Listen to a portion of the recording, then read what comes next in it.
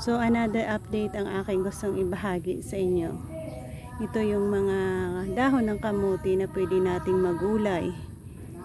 Medyo mahaba-haba ito at nakapaggawa tayo ng yan na pwede din nilang. So mayroon tayong 12 na puno hanggang doon sa pinakadulo. At ito yung purpose niya, para sa taas na lang tayo mag-harvest. Hindi madumi.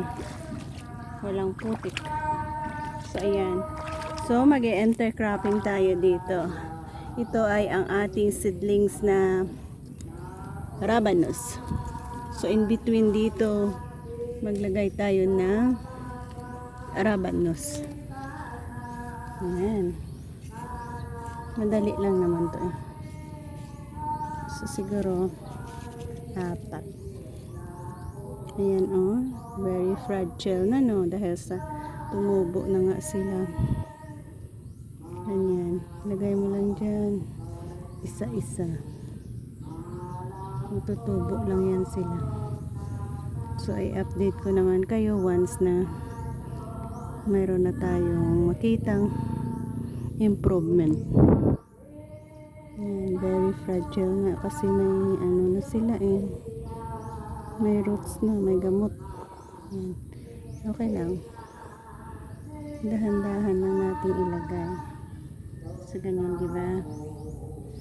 So natin dito, ganyan na natin, tabunan na natin ang kanyang roots.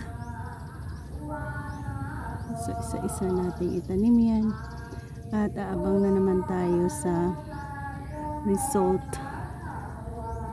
Yan.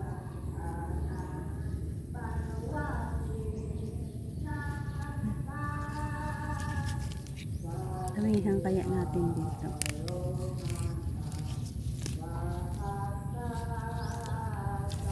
Lima. Ayan.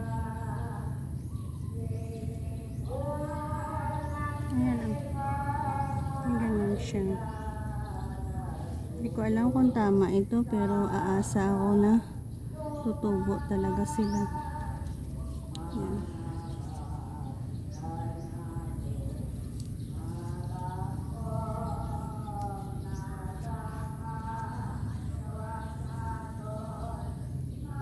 So, 1, 2, 3.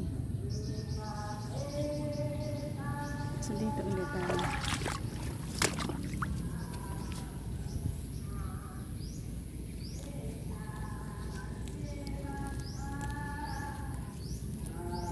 Pero sa isang plot na ito, gagawa ako ng buong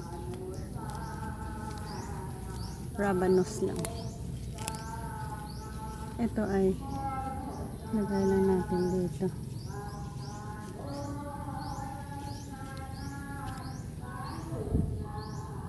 Dami eh. Tumubo na kasi.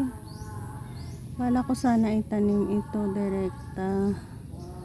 Kaso lang umulan.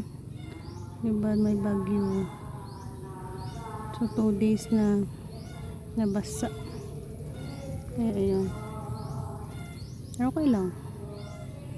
Try and try lang din naman ang ating way dito.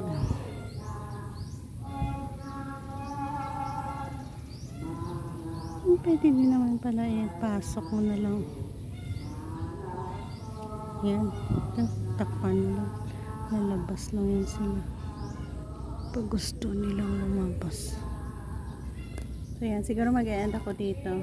So i-update ko kayo if successful ang ating intercropping dito.